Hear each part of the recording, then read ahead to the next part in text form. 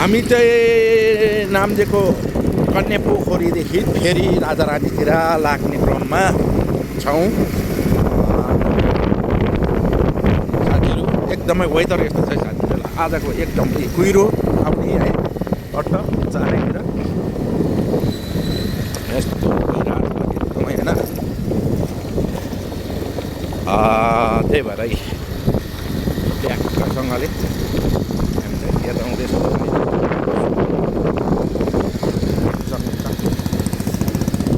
भने यता चाहिँ फेरि भिड रहेछ हौ, यत्रो ठुलो बाबा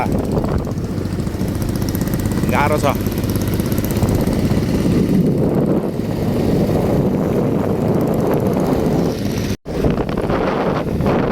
कस्तो लाग्यो साथीहरू, यो चाहिँ एकदमै यो चाहिँ ट्याक्क राजारानी जाँदै गरेको यस्तो यो बाटोहरू पनि अलिक डेन्जर जस्तो लाग्छ कि साथी, त्यस्तो छ है। राजा चाहिँ राजारानीको मेला र धरानको फुटबल पनि छ त्यहाँ, त्यही भएर हामी विशेष मेला भर्दै भर्दै फुटबल हेर्ने भनेर हामी जाँदैछौँ। यस्तो बाटोहरू पनि यस्तो यस्तो छ साथीहरू, एकदमै यो चाहिँ मलाई कोइलाखातको याद आयो साथीहरू। र कोइलाखातमा कोइला खानी भन्छ मेघालय है साथीहरू, शिलङदेखि पर यस्तै छ क्या साथीहरू, यस्तै कालै पुरा यस्तो कालो क्या, पुरा यस्तो कालो देख्नुहुन्छ क्या यस्तो यहाँ माथि यता चाहिँ ठ्याक्कै कोइला निक्लेको जस्तो लाग्छ। र यो बाटो बढाउनुको लागि एउटा रहेछ कोइलै होला सायद जस्तो लाग्छ है एकदमै। अब यो भिड कटेर अलिकति उता लाग्दैछौँ हामी। अब चाहिँ सायद भिड पनि कस्तो डेन्जर देखिन्छ, यस्तो हेर्दा पनि डर लाग्दो यार। ल हेरौँ साथीहरू, यस्तो डेन्जर देखिन्छ क्या भिडहरू पनि। यहाँ हेरे जेसिबी राखिरहेको छ है,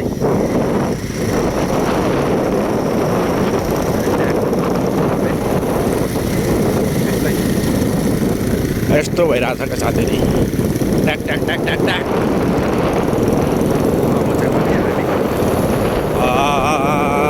लगभग पोखरेर यो के अरे नाम्चेको बिचमा आइपुगेका छौँ अहिले हामी। अब हामी यो यहाँदेखि उता चाहिँ हामी पोखरे पुग्छौँ साथीहरू। पोखरेको हामी ठाउँ आयो साथीहरू, सर यहाँ त कटुस पनि फुलिरहेको छ है साथीहरू। यो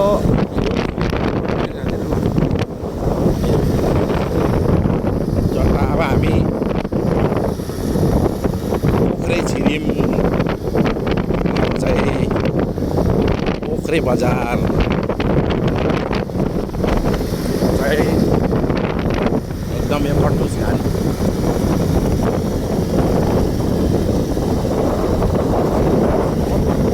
हो, कटुस हामी खानु साथी कटुस नै मिलिरहेछ।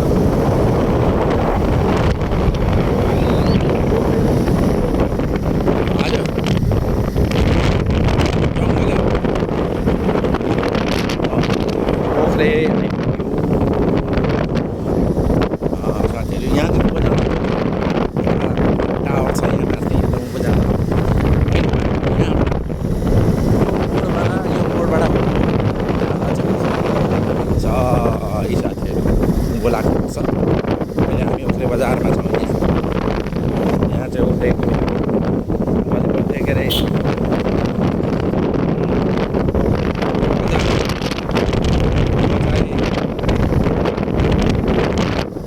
अब हामी यहाँबाट ओख्रे बजार पट्यौँ साथीहरू।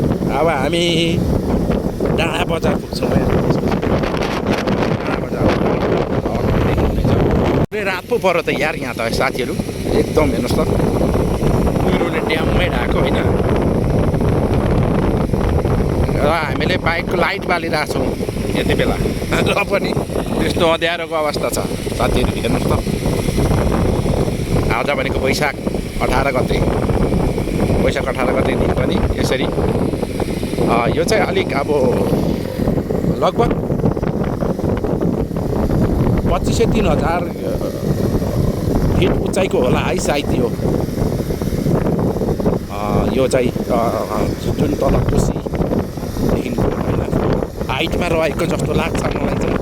1 इन्च चाहिँ भएन तर मलाई त्यस्तो लाग्छ है साथीहरू। यो यति हाइटमा छ क्या यस्तो अँध्यारो भएको है एकदमै अँध्यारो छ यार साथीहरू। यो बिस्तारै कुदाउनु परेको छ।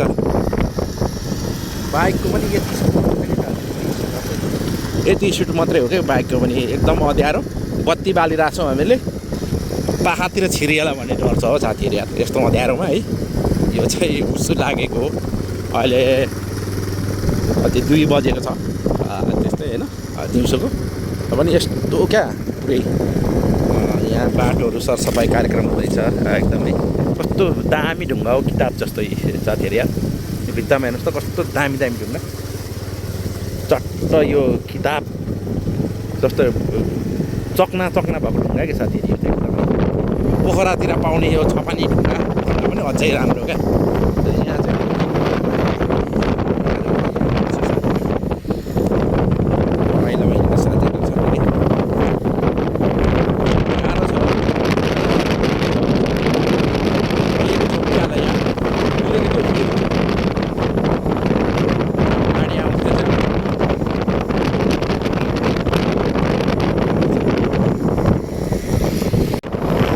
डाँडा बजार साथीहरू।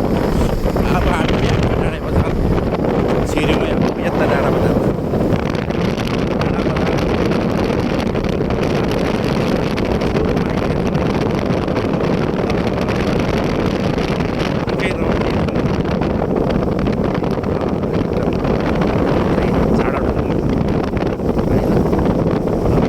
विशेष पनि छ यहाँ माथि कुहिरोबाट पानी तान्नेर बनाउने एउटा यन्त्र पनि छ यो माथि। तर म देखाउनु अहिले सक्दिनँ साथीहरू। यता माथि साइडमा छ यहाँ चाहिँ पहिला थियो अहिले छैन। कुहिरोले देखिरहेको छ डाँडा बजार आइपुग्यो ल यो डाँडा बजार हो यो बजार आइपुग्यो। हामी यता माथि थियो त्यो चाहिँ नदेखिरहेको छ अहिले साथीहरू। अहिले यो माथि यताउति स्याउ रोप्दा पनि हुनुपर्ने हो मेरो विचारले। स्याउ चाहिँ रोपेको छैन साथीहरू। यो यतिको चिसो ठाउँमा स्याउ चाहिँ फल्छ।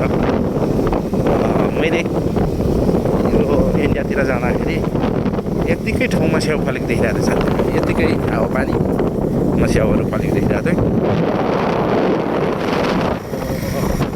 डाँडा बजारतिर राजा रानीहरूतिर हामी डाँडा बजारको यो जुन बजार कटेर हामी राजा रानीतिर ट्र्याक लाग्दैछौँ।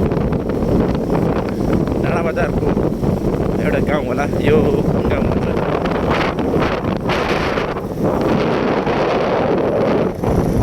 साथीहरू। अब हामी राजा रानीको झलक देखाउनेछौँ तपाईँहरूलाई।